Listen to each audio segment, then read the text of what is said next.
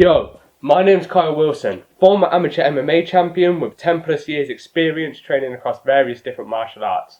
In this video, I'm going to show you a simple striking technique so you can land cleaner head kicks.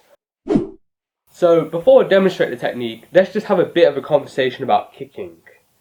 When you're kicking, you need to be selective with when you choose to throw your kicks. I'm not saying this is a strict rule, but I don't like leading with kicks. Kicks tend to be big motions that have a lot of telegraphing. The last thing you want is to have your kick caught and end up paying the price by being taken down or someone catching your kick and punching or elbowing you really hard. In my opinion, the best time to throw kicks is as an intercepting shot. So if someone decides to throw a jab and their ribs are exposed, maybe you time a roundhouse kick there, or they step in heavy on their lead knee and you time a side kick. But if you do decide to throw kicks mid-combination, here's a nifty way how you can be sneaky with it. So I've saw this technique be used by guys like Israel Adesanya, Robert Whittaker, Carlos Condit, Ala Quinta, Raymond Deckers. There's a plethora of high-level guys who are using this, but you wouldn't notice it unless you were looking for it. Okay, let's have a look at the technique now. Basically, the technique is using straight punches to blind my opponent's vision and following up with a kick. So for example, if I pop a jab here, I'm leaving it in his face. I'm not retracting it back to my guard like I'm traditionally taught. I'm leaving it hanging in the way of his eyes and bringing my leg up to his head. It needs to be a straight punch because you need to have the range to bring your leg up high. Unless you, got some crazy hips, you're probably not going to be able to kick from a curved punching range like a hook or an uppercut. In this example, I'm popping the jab to his face. Again, rather than retracting it, I'm leaving it in front of his eyes. From there, bringing my lead leg up, so it's the same side, the left side, coming up, I'm going to put my shin on the side of his jaw.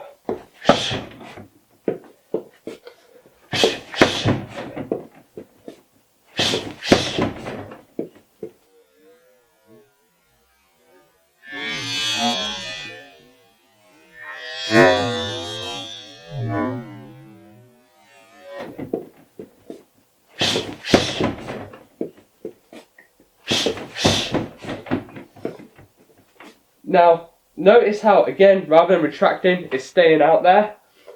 Maybe when the kick's like 70-80% of the way there, my hand's coming away from the face. It's hard not to, just the mechanics of kicking.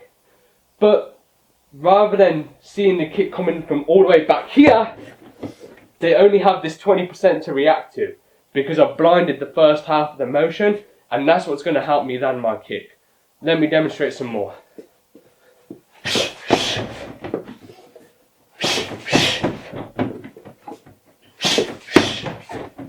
Okay, so I've spun Bob round so I can show you off the alternative side. So in this example, I'm going to pop my jab to the head, retreat the hand to the guard like I normally would, pop the two, leave it dangling in his vision, and this is when the right leg comes for the roundhouse kick, okay? It's got to be off the same side, so for example, when you pop the jab, it's the left kick, the right hand or the rear hand, the rear leg kick. If you're swapping the sides, you're just throwing a jab into a rear kick, or a rear hand into a lead kick, and then you got to switch the hips then. The kick doesn't come on the same beat. It's that speed and the disguise that makes this effective. So anyway, let me demonstrate. Jab, right hand, kick.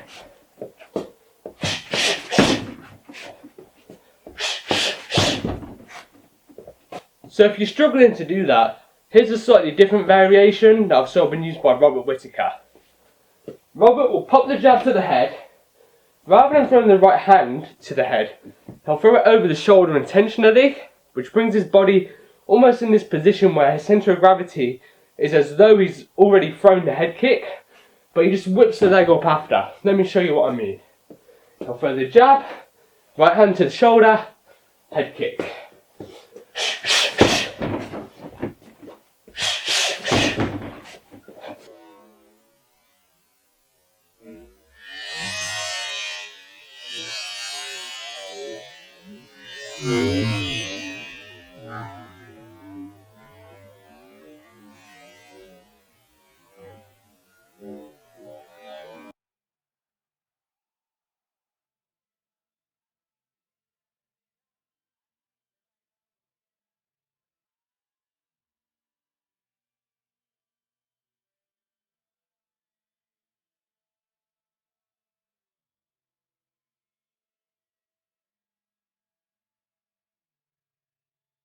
Another tip to make this technique even more effective is to punch to the eyes, okay?